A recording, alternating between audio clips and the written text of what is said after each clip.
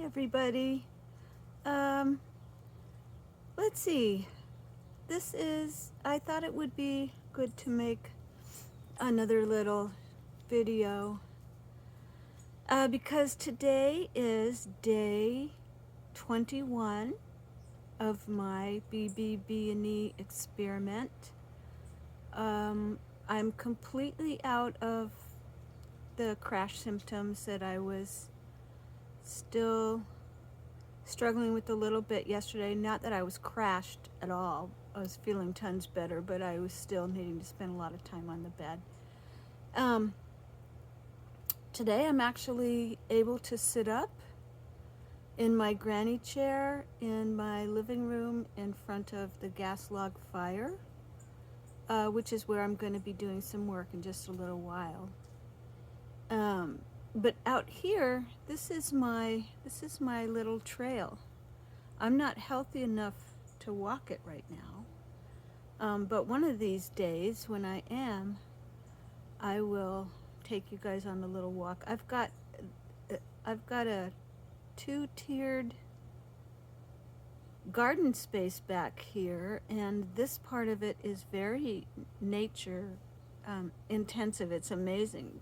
What a gift for a hiker, which I am, to move into a home where I would say a disabled hiker at this point, where she has a little hiking trail that she can walk sometimes when she has the capacity. So that's on my list for the new year. I hope, I don't know.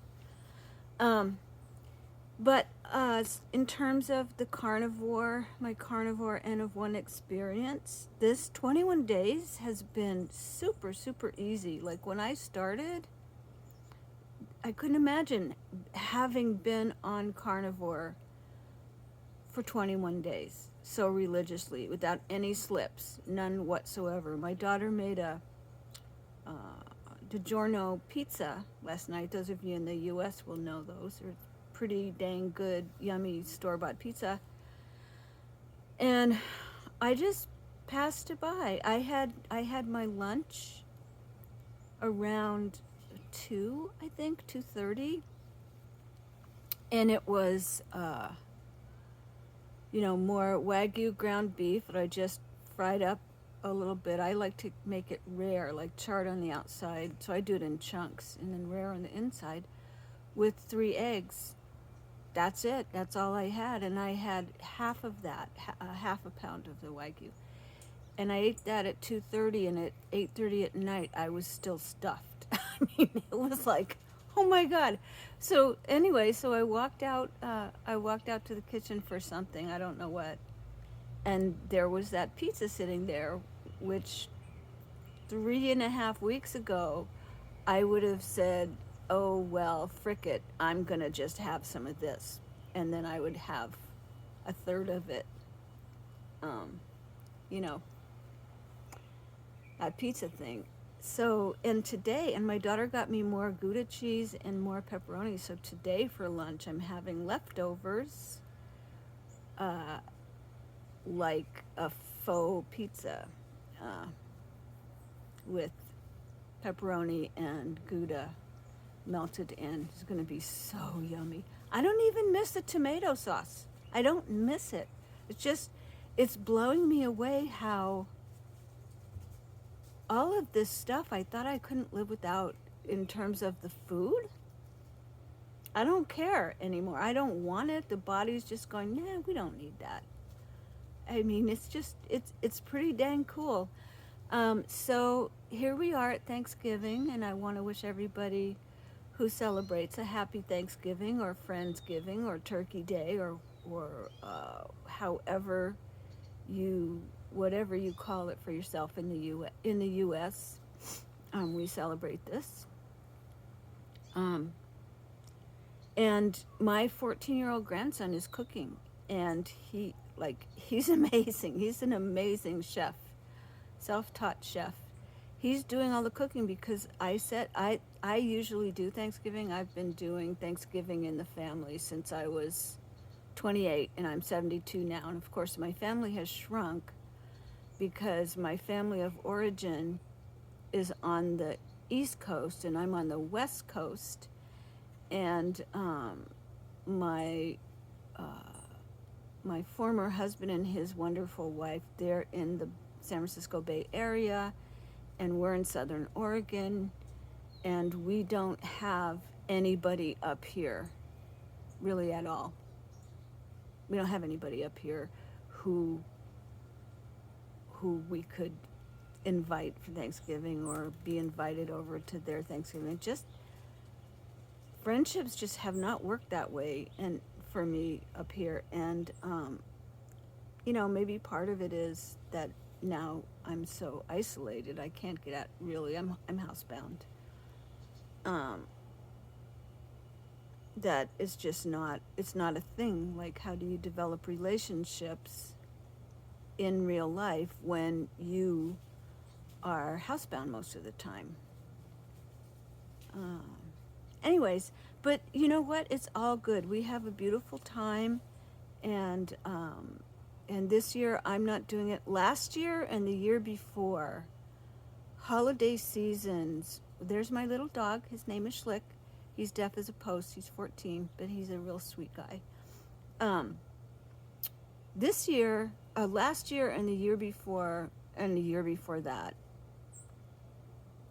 like the holiday season in 2020 was what basically finished me in terms of being a moderate MECFS, light to moderate, so I could still do things, and it sent me into severe, like not the kind of severe where you're on the bed and being fed by a tube, not that kind of severe, but you know, right at the edge there between moderate and severe, which meant that I was completely bedbound.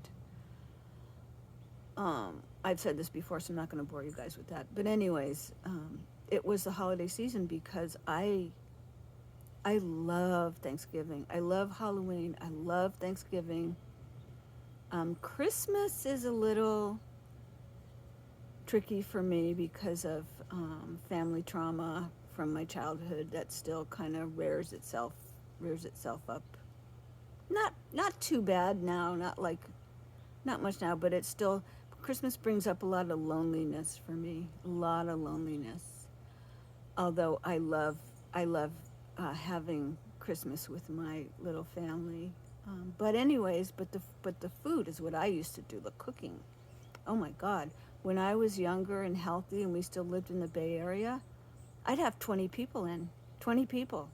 And I would spend days preparing. And I did, it was potluck in the sense that people would bring sides and people would bring bread and people would bring pies and stuff like that, wine.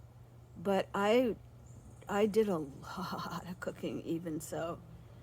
And I loved it. I love it. I love cooking. I love food. I love feeding people. This year, my grandson's going to do it, a very small, and he's going to roast a chicken and some turkey thighs and legs, I think. And he's going to make stuffing and gravy, and I don't know what veggies he's going to do, but I will eat the carnivore part of that and nothing else. And that's just, I'm really kind of jazzed to like get this show on the road. You know, the holiday season, there is a new canister of those Danish holiday sugar cookies with the sugar all over them that I like. If this had been last year, I would have already started on that. My daughter brought it home from work, I think, and I would have already started on that, and I'd be halfway through it by now, and it appeared on the table yesterday. So that's, and now I'm looking at it, I'm going, ooh, I hear you whispering to me, but I'm not going to listen. I'm not listening to you, cookies. Anyways, so it's going well. I'm about to go sit in my granny chair and get to work. And I will chat with you guys later. Shansanette here, Meet Keto MECFS Warrior. And I actually learned, speaking of YouTube, I learned how to make thumbnails yesterday. So I'm making progress.